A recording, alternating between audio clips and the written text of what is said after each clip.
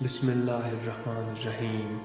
قائد انقلاب اسلامی امام خامنہئی نے شہداء کے بارے میں گفتگو کرتے ہوئے فرمایا، حال ہی میں نے شہید ابراہیم ہادی کے بارے میں ایک کتاب سلام ہو ابراہیم پر پڑھی۔ اس کتاب کا مطالعہ اگرچہ مکمل کر چکا ہوں، لیکن کتاب اب بھی میرے ساتھ ہے اور اسے میں نے چھوڑا نہیں ہے۔